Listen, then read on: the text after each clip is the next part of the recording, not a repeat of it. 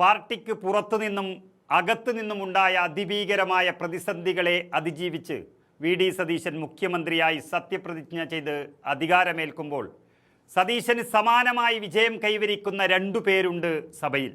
അതൊന്ന് കൊച്ചി എം.എൽ.എ. മുഹമ്മദ് ഷിയാസും മറ്റൊന്ന് Ponnani MLA. K P. Naushad അലിയും. പൊതുവെ സോഷ്യൽ മീഡിയയിലെല്ലാം അഭിപ്രായപ്പെട്ട ഒരു വാചകം തന്നെയുണ്ട്. അതായത് ഷിയാസിൻ്റെ ശക്തിയും നൗഷാദ് അലിയുടെ ബുദ്ധിയും വി.ഡി. സതീശനെ നയിക്കുന്നു എന്നുള്ളത്. അത് 100% ശരിവെക്കുന്ന തരത്തിലേക്കാണ് കാര്യങ്ങൾ നീങ്ങിയത്.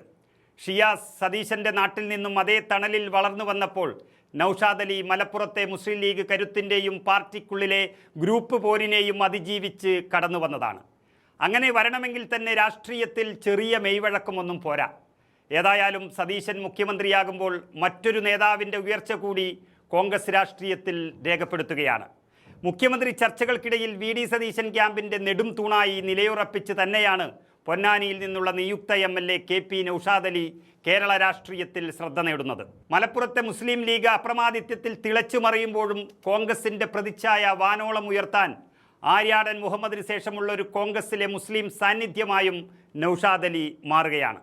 മുഖ്യമന്ത്രി ചർച്ചകൾക്കായി ഡൽഹിയിൽ വി.ഡി. സതീശൻ എത്തുമ്പോൾ കൂടെ കണ്ടത് ഒരു എം.എൽ.എയെ.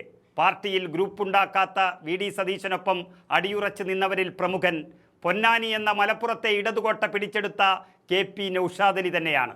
നല്ല പ്രാസംഗികൻ, നല്ല വാഗ്മി എന്നുള്ളത് സതീശൻ തന്നെയാണ് ആദ്യം കണ്ടെത്തിയത്. ഈ തെരഞ്ഞെടുപ്പിൽ തുടങ്ങുന്നതല്ല കെ.പി. നൗഷാദ് അലിയും വി.ഡി. സതീശനും തമ്മിലുള്ള ബന്ധം. പൊന്നാനി എന്ന CPMൻ്റെ ഉരുക്കുകോട്ടയായി മാറിയ ഒരു മണ്ഡലത്തിൽ ഒരാളെ കൈപിടിച്ചേൽപ്പിക്കാൻ ഒരു നേതാവ് തയ്യാറാകണമെങ്കിൽ, അതും വർഷങ്ങൾക്ക് മുമ്പേ തന്നെ ഏൽപ്പിക്കണമെങ്കിൽ, ആ നേതാവിന് ശിഷ്യനിലുള്ള വിശ്വാസം അത്രയ്ക്കും വലുതാകണം.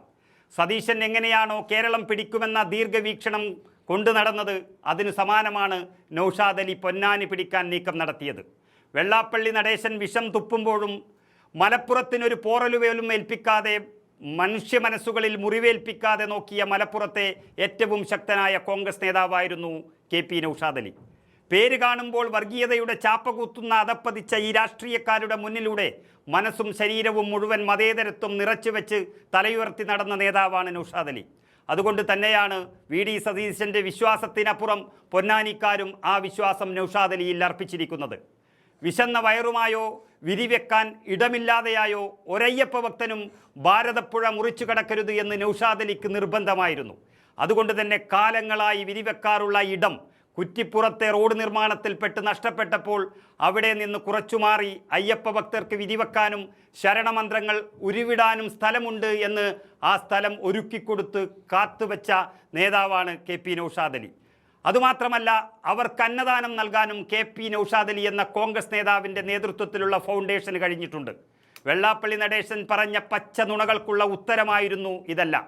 അത് നൗഷാദ് അലിയുടെ മാത്രം പ്രത്യേകതയാണ്. അതിന് പൊന്നാനിയിലെ ജനങ്ങൾ നൽകിയ മനോഹരമായ ഉത്തരമായിരുന്നു CPMൻ്റെ അവസാനത്തെ പൊന്നാപുരം കോട്ടയായ തുരുത്തും മുങ്ങിപ്പോയത്. അവസാനം മുഖ്യമന്ത്രി ചർച്ചകളിലേക്ക് കടക്കുമ്പോഴും വി.ഡി. സതീശൻ്റെ നീക്കങ്ങളിലെ പ്രധാന കണ്ണിയും നൗഷാദ് അലി തന്നെയായിരുന്നു. ഡൽഹിയിലും കർണാടകയിലും അടക്കമുള്ള കോൺഗ്രസ് നേതാക്കളുമായുള്ള ബന്ധങ്ങളും നൗഷാദിൻ്റെ നീക്കങ്ങൾക്ക് തുണയായി. വി.ഡി. സതീശൻ എന്ന മുഖ്യമന്ത്രിയുടെ ഭരണത്തെക്കുറിച്ച് വളരെ വ്യക്തമായ ദിശാബോധം കയ്യിലുള്ളൊരു നേതാവായി കൂടെ എപ്പോഴും നൗഷാദ് അലിയും ഉണ്ടാകുമെന്ന് ഉറപ്പായി കഴിഞ്ഞു. അങ്ങനെ വി.ഡി. സതീശൻ മുഖ്യമന്ത്രിയും കോൺഗ്രസിലെ അധികാര കേന്ദ്രവുമായി മാറുമ്പോൾ ആ ഭരണത്തിൽ നൗഷാദ് അലിക്കുള്ള വ്യക്തമായ ആശയവും കാഴ്ചപ്പാടും സതീശൻ്റെ ഭരണത്തിനൊരു കരുത്തായി മാറും എന്നതിൽ സംശയമില്ല.